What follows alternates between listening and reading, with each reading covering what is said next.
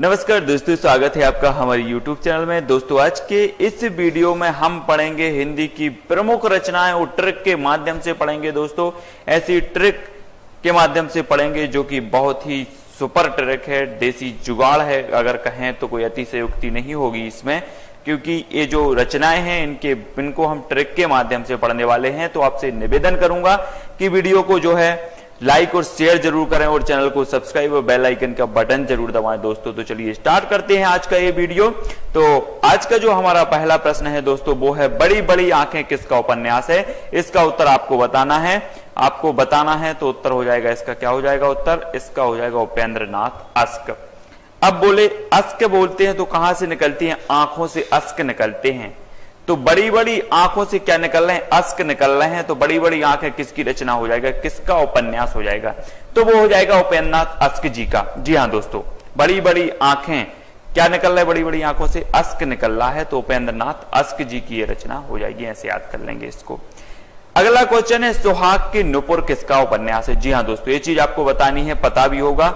इसका उत्तर हो जाएगा क्या, अमृतलाल नागर। अब एक चीज आप बताना कि सुहाग मतलब होता है पति, तो पत्नी के लिए जो सुहाग होता है उसका पति वो कैसा होता है, अमृत के समान होता है कि पानी के समान होता है, अमृत के समान होता है ना। तो सुहाग की नुपुर किसका उपन्यास होगा, अमृतलाल नागर का, क्योंकि जो सुहाग होता है वो अमृत के समान होता है। तो सुहाग की नुपुर रचना अमृतलाल नागर की होगी। इस प्रकार से याद कर लेंगे। नेक्स्ट है शराबी किसकी रचना है। जी हाँ दोस्तों, तो ये पांडे बेचन शर्मा उग्र की है। अब एक बात बताना कि जो शराबी होते, शराब पीने वाले होते हैं, वो शांत होते हैं कि उग्र होते हैं, उग्र होते ना। तो शराबी की जब भी बात आएगी तो शराबी जो रचना होगी, जो उपन्यास होगा वो किसका होगा, पांडे बेचन शर्मा उग्र का। उग्र बेचैन रहते हैं ये शराबी पीने के लिए और उग्र होते हैं, उग्र। तो शराबी किसकी रचना होगी, उग्र जी की होगी, पांडे बेचन शर्मा उग्र। कैसे याद किया कि शराबी जो लोग होते हैं वो उग्र होते हैं, तो पांडे बेचन शर्मा उग्र की रचना हो जाएगी शराबी। अगला क्वेश्चन है मंगलसूत्र। जी हाँ दोस्तों, मंगलसूत्र किसकी रचना है, तो इसका उत्तर हो जाएगा किसकी है, प्रेमचंद जी का है। और एक अधूरा उपन्यास इनका रह गया था प्रेमचंद जी का 1936 में, फिर उसके बाद में ये प्रकाशित हुआ मंगलसूत्र। तो ये प्रेमचंद जी का है। आगे के प्रश्न में हम प्रेमचंद जी के सारे उपन्यास आपको याद करवा देंगे बहुत अच्छे से। नेक्स्ट क्वेश्चन है कि मधुर स्वप्न किसका उपन्यास है। जी हाँ दोस्तों, आपको पता होगा मधुर स्वप्न के बारे में आपको बताना है, तो इसका उत्तर हो जाएगा राहुल सांकृत्यायन। तो मधुर स्वप्न की बात कर रही है। तो आजकल आपने देखा हो कि मधुर स्वप्न कौन देख रहा है, प्रधानमंत्री बनने का मधुर स्वप्न देख रहे हैं राहुल जी, कांग्रेस के राहुल जी प्रधानमंत्री बनने का मधुर स्वप्न देख रहे हैं। तो मधुर स्वप्न जो हो जाएगा किसका उपन्यास हो जाएगा, वो हो जाएगा राहुल सांकृत्यायन जी का, क्योंकि मधुर स्वप्न कौन देख रहा है, राहुल जी देख रहे हैं। तो राहुल सांकृत्यायन का ये मधुर स्वप्न हो जाएगा। नेक्स्ट है हृदय की परख किसका उपन्यास है। जी हाँ दोस्तों, हृदय की परख आपको बताना है। तो इसका जो उत्तर है वो क्या हो जाएगा, आचार्य चतुरसेन शास्त्री। अब एक बात बताना कि जो हृदय की परख है वो कौन करेगा, कोई चतुर व्यक्ति ही करेगा कि कोई मूर्ख व्यक्ति करेगा, नहीं करेगा ना। तो हृदय की जो परख है उसके जो लेखक हैं वो कौन होंगे, आचार्य चतुरसेन शास्त्री जी होंगे, क्योंकि हृदय की परख कोई चतुर व्यक्ति ही करेगा। तो चतुरसेन शास्त्री हो जाएंगे। अगला क्वेश्चन है गुनाहों का देवता के रचनाकार कौन है। जी हाँ दोस्तों, गुनाहों के देवता मतलब इतने गुनाह कर दिए कि देवता हो गए गुनाहों के, ये चीज बतानी है। तो इसका उत्तर क्या हो जाएगा, उत्तर हो जाएगा धर्मवीर भारती। अब जब गुनाहों के देवता बन गए, आप गुनाहों इतने किए कि आप तो उसके देवता बन गए, तो कहां जाओगे फिर, धर्म के पास जाओगे कि धर्म की शरण में जाओगे। अब गुनाहों के देवता हो गए आप, तो गुनाह जब इतने हमने कर लिए तो कहां जाओगे, धर्म की शरण में जाओगे। तो गुनाहों का देवता जो उपन्यास होगा उसके लेखक कौन होंगे, धर्मवीर भारती जी। गुनाहों के देवता के रचनाकार धर्मवीर भारती है ना, हो जाएंगे इस प्रकार से गुनाहों के देवता। गुनाह बहुत कर लिए, अब धर्म की शरण में जाना है, इस प्रकार से। अगला क्वेश्चन है महाभोज किसका उपन्यास है। जी हाँ दोस्तों, महाभोज आपको बताना है, जो भंडारा होता है ना, भंडारा भंडारा भंडारा बोलते जिसे, वो महाभोज होता है। अब महाभोज किसका उपन्यास है, तो इसका उत्तर हो जाएगा क्या हो जाएगा, मन्नू भंडारी। भंडारी से क्या बनेगा, भंडारा भंडारा भंडारा भंडारा। तो महाभोज किसका उपन्यास होगा? मन्नू भंडारी की, क्योंकि महाभोज का नाम ही भंडारा होता है, तो मन्नू भंडारी का ये उपन्यास हो जाएगा। नेक्स्ट है यारों के यार के रचनाकार कौन है? जी हाँ दोस्तों, एक चीज आप बताना कि आपको लग रहा ना देसी जुगाड़, लग रहा कि नहीं लग रहा? कमेंट के माध्यम से जरूर बताना ये देसी जुगाड़ लग रहा है आपको कि नहीं लग रहा। ये देसी जुगाड़ है याद करने का। यारों के यार के रचनाकार कौन है, ये चीज बतानी। यारों के यार, बोले यारों के यार हैं वो तो कौन है यारों के यार? कृष्णा सोबती, इसका उत्तर हो जाएगा कृष्णा सोबती। अब एक बात बताना कि जो कृष्ण जी थे वो क्या थे? यारों के यार, जितने भी यार थे सभी यारों के यार थे कृष्ण जी, है ना, तो कृष्णा सोबती हो जाएंगे। बोले यारों के यार हैं वो, तो बच्चे और बड़े सभी यारों के यार थे कृष्ण जी, है ना, सभी के क्या थे? यारों के यार थे, खेलते थे। उनकी लीलाओं का वर्णन आपने पढ़ा होगा सूरदास जी के काव्यों में, तो यारों के यार के रचनाकार कौन हो जाएंगे? कृष्णा सोबती। इस प्रकार से देख लेंगे। नेक्स्ट है मेरी भव बाधा हरो, किसका उपन्यास? ये उपन्यास है, तो ये किसका उपन्यास हो जाएगा? इसका उत्तर हो जाएगा रांगे राघव। राघव बोले रघुवीर, राघव रघुवीर बोलते ना, पर रघुवीर, राम जी को रघुवीर बोलते हैं। तो आपकी जो बाधा है वो कौन हरेंगे? रघुवीर तो हरेंगे ना, है ना, कोई पड़ोसी तो नहीं आ जाएगा गांव वाला। आप सबसे पहले तो उन्हीं को बोलते हैं कि मेरी भव बाधा हरो रघुवीर। इस प्रकार से तो मेरी भव बाधा हरो किसका उपन्यास हो जाएगा? राघव, रांगे राघव का हो जाएगा। राघव मतलब रघुवीर आ रहा है, तो इस प्रकार से याद हो जाएगा। नेक्स्ट है टेढ़े मेढ़े रास्ते उपन्यास किसका है? तो ये भगवती चरण वर्मा, भगवती चरण वर्मा। अब एक बात बताना कि भगवती, आपने देखा होगा पहाड़ में, बोले भगवती की मूर्ति कहां है? पहाड़ में है। अब पहाड़ पर जाना है तो अब टेढ़े मेढ़े रास्तों से जाते ना, भगवती के दर्शन करना है तो टेढ़े मेढ़े रास्तों से जाना पड़ेगा। तो टेढ़े मेढ़े जो रास्ता हो जाएगा, रास्ते उपन्यास हो जाएगा, वो किसका हो जाएगा? भगवती चरण वर्मा का, क्योंकि भगवती की अगर हमें आराधना करना है, भगवती तक पहुंचना है, तो टेढ़े मेढ़े रास्तों से होकर जाना पड़ेगा। तो इसका जो लेखक हो जाएंगे वो भगवती चरण वर्मा हो जाएंगे, टेढ़े मेढ़े रास्ते। नेक्स्ट है काले कारनामे किसका उपन्यास है? जी हाँ दोस्तों, काले कारनामे बताना है, तो काले कारनामे कौन करेगा? कौन करेगा? कोई निराला व्यक्ति ही होगा जो काले कारनामे करेगा। तो इस प्रकार से काले कारनामे निराला जी के ये उपन्यास है, इसको याद कर लेंगे। काले कारनामे सभी व्यक्ति तो नहीं कर सकते ना, कुछ व्यक्ति निराले होते हैं जो काले कारनामे करते हैं, ऐसे याद कर लेंगे। नेक्स्ट है पूर्ण प्रकाश और चंद्र प्रभा किसका उपन्यास है? जी हाँ दोस्तों, ये चीज आपको बतानी है। तो अब एक चीज आप बताना कि पूर्ण प्रकाश, अब भारत में क्या चाहते हो? अर्ध प्रकाश तो नहीं चाहते ना, पूर्ण प्रकाश चाहते हो। काय का? चंद्रमा का पूर्ण प्रकाश चाहते हम। कहा? हमारे भारत में। तो पूर्ण प्रकाश और चंद्र प्रभा किसका उपन्यास हो जाएगा? किसका होगा? पता चल गया होगा आपका, भारतेंदु हरिश्चंद्र का, क्योंकि हम भारत में क्या चाहते हैं? पूर्ण प्रकाश चाहते हैं चंद्रमा का, तो चंद्र प्रभा हो जाएगा। इस प्रकार से याद कर लेंगे। और अगला क्वेश्चन है अंतिम आकांक्षा किसका उपन्यास है? अब अंतिम आकांक्षा किसकी होती है, देखते हैं कैसी होती है। जब व्यक्ति अंतिम समय में होता है, जब व्यक्ति की मृत्यु निकट होती है, अंतिम आकांक्षा, तो उसकी अंतिम आकांक्षा क्या होती है?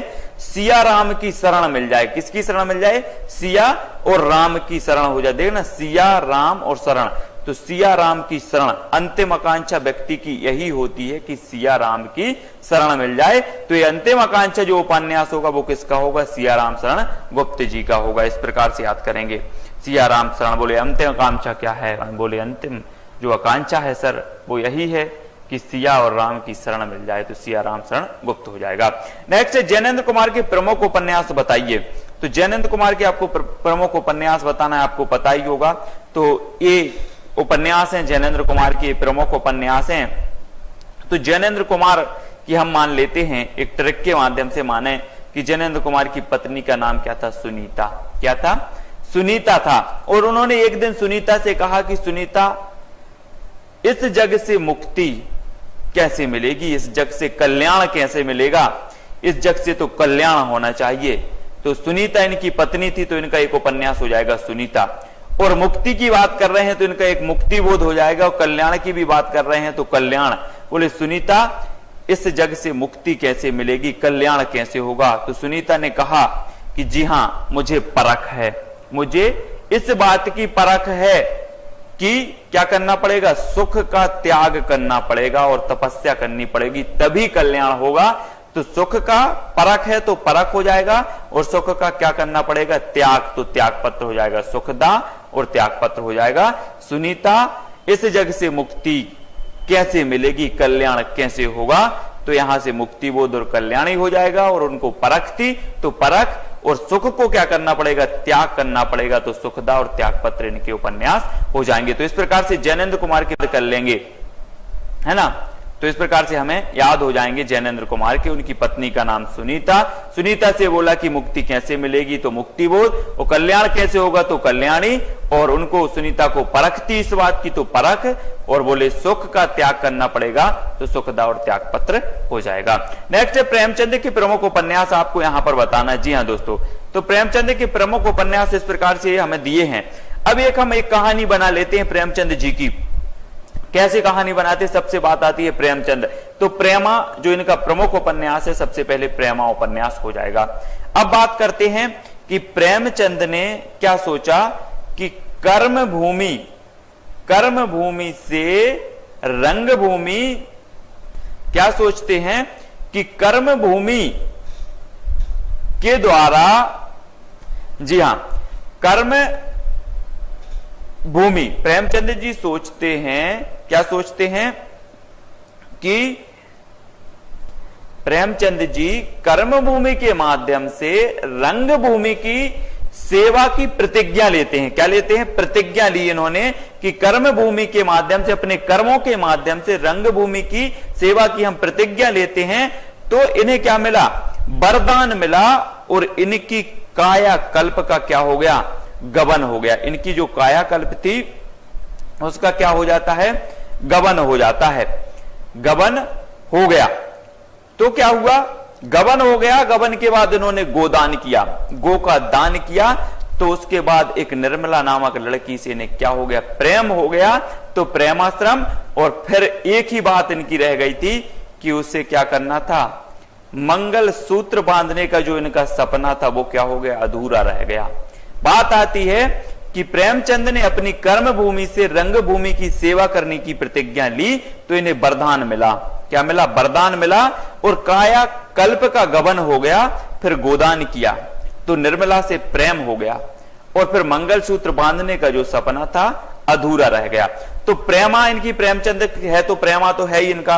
अपनी कर्म भूमि, तो कर्म भूमि इनका उपन्यास हो जाएगा। फिर रंग भूमि उपन्यास हो जाएगा इनका, रंग भूमि, है ना। रंग भूमि की सेवा करने की प्रतिज्ञा, तो प्रतिज्ञा हो जाएगा। फिर इन्हें वरदान मिला, तो ये वरदान इनका उपन्यास हो गया। काया कल्प इनकी हुई, तो काया कल्प हो जाएगा, और गबन हो जाएगा इसका। फिर गोदान किया इन्होंने, तो गोदान, और निर्मला से इन्हें प्रेम हुआ, तो निर्मला भी इनका उपन्यास है। और प्रेम हुआ तो प्रेमाश्रय, प्रेमाश्रम भी इनका उपन्यास है।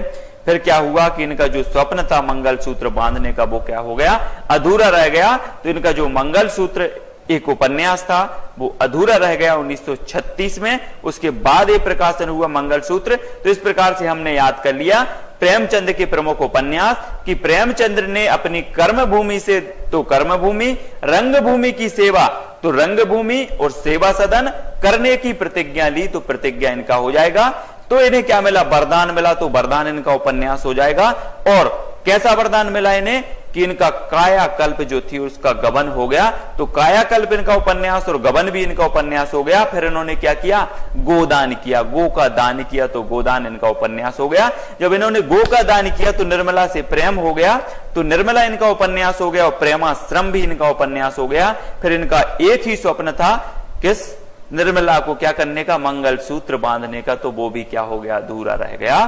तो इस प्रकार से मंगलसूत्र जो इनका उपन्यास था वो अधूरा रह गया। दोस्तों यहां पर हमने ट्रिक के माध्यम से सारे प्रेमचंद के उपन्यास जो है, प्रेमचंद जी के उपन्यास याद कर लिए। आपको कैसी लग रही है ट्रिक, कमेंट के माध्यम से जरूर बताएं। एक कहानी हमने बना दी और उपन्यास हमने याद कर लिए, तो ये कहानी आप जरूर एक बार पढ़ लेना, अच्छे से याद हो जाएगी और सारे के सारे जो है क्या कल हो जाएंगे, आपको याद हो जाएंगे।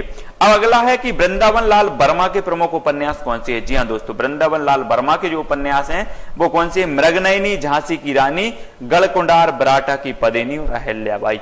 एक बार क्या हुआ, वृंदावन लाल वर्मा ने अपने नयनों से मतलब मृगनयनी हो जाएगा, और झांसी की रानी का जो क्या था, गढ़ था, उसे देखा। कौन ने? वृंदावन लाल वर्मा ने अपने नयनों से झांसी की रानी के जो गढ़ था उसको देखा, तो उन्हें ये गढ़ कैसा लगा? विराट लगा, बहुत विराट लगा। तो उन्होंने सोचा कि अहिल्याबाई का भी ऐसा ही गढ़ होगा। तो यहां पर मृगनयनी नयनों से इन्होंने देखा तो मृगनयनी इनका उपन्यास हो जाएगा, और झांसी की रानी का क्या देखा? गढ़ देखा, तो झांसी की रानी इनका उपन्यास हो जाएगा। गढ़ देखा तो गढ़कुंडार इनका उपन्यास है, वो जो गढ़ था वो कैसा था? विराट था, तो विराट की पदिनी इनका उपन्यास वृंदावन लाल वर्मा जी का हो गया। और अहिल्याबाई का भी ऐसा ही गढ़ होगा, ऐसा उन्होंने सोचा, तो अहिल्याबाई भी इनका उपन्यास हो जाएगा। वृंदावन लाल वर्मा ने अपने नयनों से झांसी की रानी का गढ़ देखा, वह बहुत विराट था, और उन्होंने सोचा कि अहिल्याबाई का भी ऐसा ही गढ़ होगा। तो इस प्रकार से ये सारे के सारे उपन्यास वृंदावन लाल वर्मा के याद हो जाते हैं। अब बात करते हैं चॉकलेट किसका उपन्यास है। जी हाँ दोस्तों, बड़ा ही अच्छा ये ट्रिक है, पांडे बेचन शर्मा उग्र जी का ये चॉकलेट उपन्यास है। अब एक बात बताना कि चॉकलेट आपको नाम लेते ही आपको क्या आ जाती है? बच्चों की याद आ जाती है। बच्चे चॉकलेट मांगते हैं, और चॉकलेट अगर उनको ना दी जाए तो क्या हो जाते? वो उग्र हो जाते हैं, गुस्सा आ जाती है उनको, है ना, बात नहीं करते हैं, इस प्रकार से हो जाता। तो चॉकलेट किसका उपन्यास हो जाएगा? उग्र जी का हो जाएगा, पांडे बेचन शर्मा उग्र जी। उग्र हो गए, बोले बच्चे चॉकलेट नहीं मिली तो उग्र हो गए, तो पांडे बेचन शर्मा का उग्र हो जाएगा। अगला क्वेश्चन, बाणभट्ट की आत्मकथा किसकी रचना है?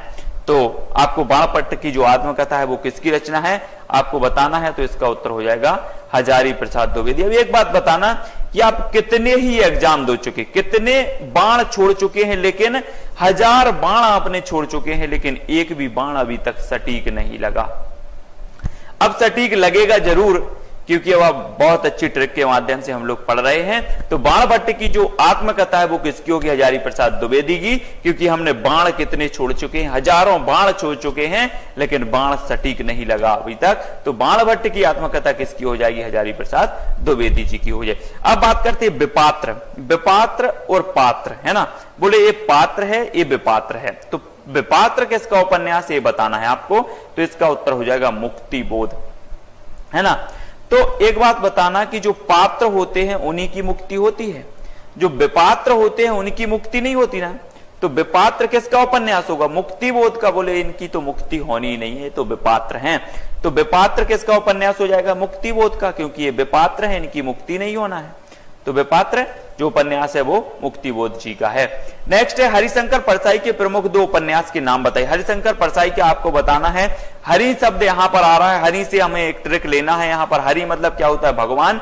बोले हरि के भजन करो, इस प्रकार से बोलते ना। तो हरिशंकर परसाई के प्रमुख 2 उपन्यास बताना है। तो रानी नागमती की कहानी और तट की खोज।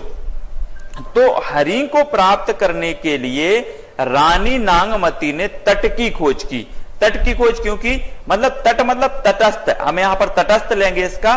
तटस्थ मतलब सांसारिक माया मोह लोभ से क्या हो गए? अलग हो जाए, तभी हरि को प्राप्त किया जा सकता है। तो हरिशंकर परसाई जी के 2 उपन्यास हैं, रानी नागमती की कहानी और तट की खोज। रानी नागमती ने हरि को प्राप्त करने के लिए काय की? तट की खोज की। इस प्रकार से हम इसको याद कर लेंगे, तो हरिशंकर परसाई के दोनों उपन्यास याद हो जाएंगे। तो दोस्तों इस प्रकार से हमने लगभग यहां पर बहुत अच्छे से विभिन्न रचनाओं उपन्यासों को यहां पर याद किया है। तो आप बता सकते हैं ट्रिक के कमेंट के माध्यम से कि ये ट्रिक आपको कैसी लगी, और निरंतर अगर आपको ऐसी अच्छी ट्रिक लगती है, याद होते हैं, तो हम बहुत सारी जितनी भी रचनाएं वो सारी की सारी आपको याद करवाने का प्रयास करेंगे।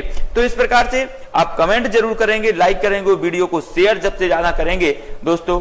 तो अगर आप चाहते हैं कि हम इसी तरह निरंतर वीडियो बनाते रहें, तो ये वीडियो हमें बता देगा कि हाँ आप लोग इसको लाइक कर रहे हैं, पसंद कर रहे हैं, इस प्रकार से वीडियो की आपको जरूरत है। तो आप जरूर इसको शेयर ज्यादा से ज्यादा करें, लाइक करें, क्योंकि ये बहुत ही मतलब स्टूडेंट की एक डिमांड होती है कि सर रचनाओं के बारे में कुछ बताएं, रचनाएं याद नहीं होती हैं। तो मैं तो ये गारंटी ले सकता हूं कि आप एक बार वीडियो बस देखें, याद नहीं करना आपको, मैं जो बोल रहा हूं वो एक बार बस सुने, तो ये जो रचना है वो आपको याद हो जाएंगी। और जब पेपर में ये चीज पूछी जाएगी तो आपको कोई कोड याद नहीं करना, कोई कुछ भी याद नहीं करना है। जब विपात्र अगर पूछा जाएगा कि विपात्र किसकी रचना है तो आपको याद आ जाएगा कि मुक्तिबोध का, क्योंकि पात्र की मुक्ति होती है, विपात्र की मुक्ति नहीं होती है। ये चीज आपको याद आ जाएगी। तो दोस्तों इस प्रकार से अगर आप चाहते हैं कि इस प्रकार से वीडियो बनाएं तो हमारे कमेंट के माध्यम से जरूर बताएं कि हाँ सर इस प्रकार की वीडियो की जरूरत है, तो हम निरंतर प्रयास करेंगे। ये हमारा प्रयास है। पहले भी 2 वीडियो हमने बना के डाले हैं और वो वीडियो भी अच्छे चले हैं और अच्छे लोगों ने उन्हें पसंद किया है।